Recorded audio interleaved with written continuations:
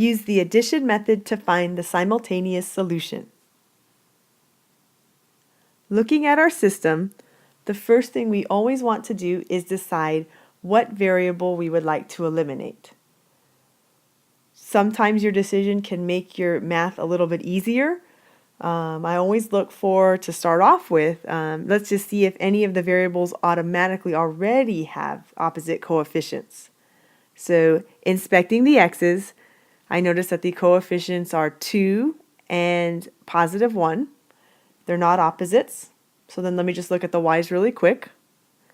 Look at the coefficients of the y. I have 7 and 4. They're not opposites either. So there's a couple ways we can proceed.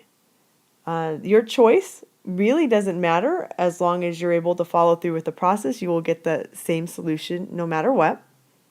So I'm just going to start off with noticing that my x's, they have maybe smaller numbers in front of them. I have a 2 and then I have a 1. That might make my life a little bit easier if I try to eliminate the x's first, so I'll make that decision.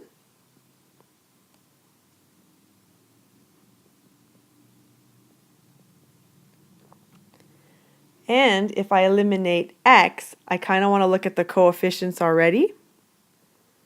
The coefficients right now are 2 and 1. And whenever we're trying to use the addition method, our goal is to have opposite coefficients. So whenever we're trying to decide what number we would like to turn our coefficients into, I'm going to look at a number that both 2 and 1 go into. In other words, we look at the least common multiple. So the least common multiple of 2 and 1 is 2. So my goal would be to turn the coefficients into 2 and negative 2. So as I'm looking at my coefficients already, I already have a 2, so that part's taken care of. That would just mean I have to figure out how can I turn this coefficient into a negative 2. So in order to turn 1 into a negative 2, we'd have to multiply it by negative 2, which would mean that the first equation would remain the same. No changes needed to turn the coefficient into positive 2. But the second equation would have to be multiplied by negative 2 on both sides so we can get those opposite coefficients. So the first equation will remain the same. 2x plus 7y equals negative 5. But the second equation, once we distribute the negative 2 to both terms on the left, will turn into negative 2x minus 8y equals positive 6. So remember, we had decided that we wanted to eliminate the x's first. So the first thing I always check before I start adding is, do I have opposite coefficients? And with 2 and negative 2, I do. So I will add both equations to see that my x's do cancel out. So when I get 7y plus negative 8y, I should have negative y equals negative 5 plus 6 should be a positive 1. And keeping in mind that we have to solve for y, that really would mean that we would divide both sides by negative 1 so that we actually get our y value, which is negative 1. Once we have our y value, we choose one of the original equations to plug it back into. So I'm going to just go with the top one because it doesn't have any mess around it. I have a lot of markings on the second one. So I will plug y equals negative 1 into 2x plus 7y equals negative 5. Okay, so this time I need to substitute in for the y. So I have 2x plus 7 times negative 1 equals negative 5. Simplifying the equation, 2x minus 7 equals negative 5. We're going to have to add 7 to both sides. So we should get 2x equals 2. And finally, to solve for x, we divide both sides by 2. And we should get x equals 1. So now we have the simultaneous solution, x equals 1 and y equals negative 1. Sometimes it's nice to write your solution as an ordered pair, so I'll do that. Remember, when you write ordered pairs, the x value always goes first, so that's 1, and the y value goes second, so that's negative 1. So that is the solution to our system. So I know we've already solved the system, starting with eliminating x first, but I do want to address the fact that it doesn't really matter what variable you start to eliminate first. As long as you're doing the process correctly, you're still going to get the same answer. So I'd like to go through this solution one more time, going with what if we had decided to eliminate the y values first. So if we are eliminating the y values, we notice right away that the coefficients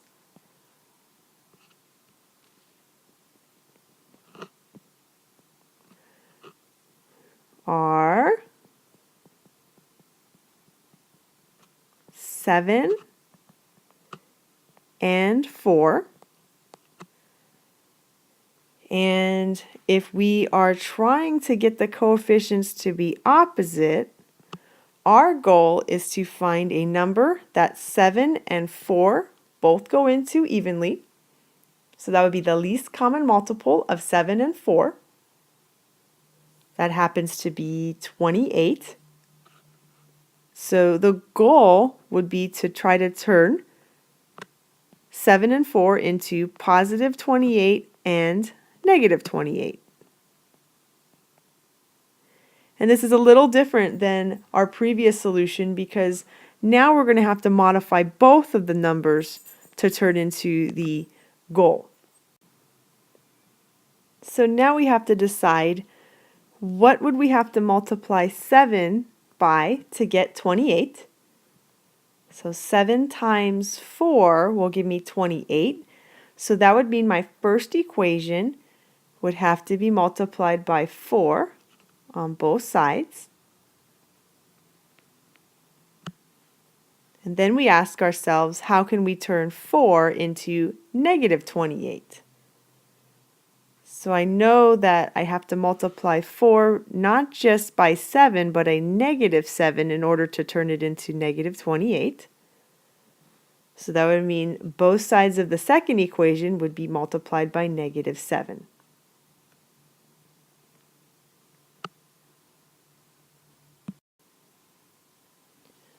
So multiplying the first equation by 4 would leave us with 8x plus 28y equals negative 20.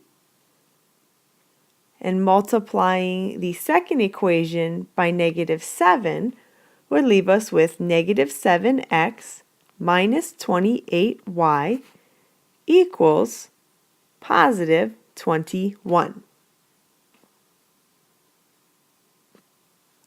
So remember, we decided to eliminate the y's, so we want to double check before we add our equations. Let's make sure that the coefficients are opposite, and they are. So now we're ready to add the equations. So 8x plus negative 7x will leave us with x. The y's will cancel out. And negative 20 plus 21 leaves us with positive 1. So that gives us our x value. So now, once we have our x value, we choose that x value to plug into any of the equations. This time I know I have a lot of mess going on with what I've modified the equations to, but the original equations are written in black ink. So I'm just going to go with the bottom equation. So I'll plug in x equals 1 into x plus 4y equals -3. So substituting in for x, I have 1 plus 4y equals -3. Subtracting 1 on both sides, I should have 4y equals -4. And finally, to solve for the y, we need to divide both sides by 4. So we will get y equals -1. So now that we have both solutions, we can write our solution as an ordered pair, remembering that the x value goes first and the y value goes second. So we actually have our simultaneous solution to the system. And notice that it is the same solution we had gotten when we had decided to eliminate the x values first. So if you want to decide what works better for you, you'll notice that in this situation, when we decided to eliminate the y's, we did have to modify both equations.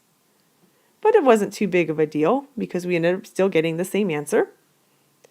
And then the last time when we eliminated the x's, we only had to modify one equation. But either way, again, I'd like to point out that you always get the same solution. So just make a decision and stick with it, and you should be fine.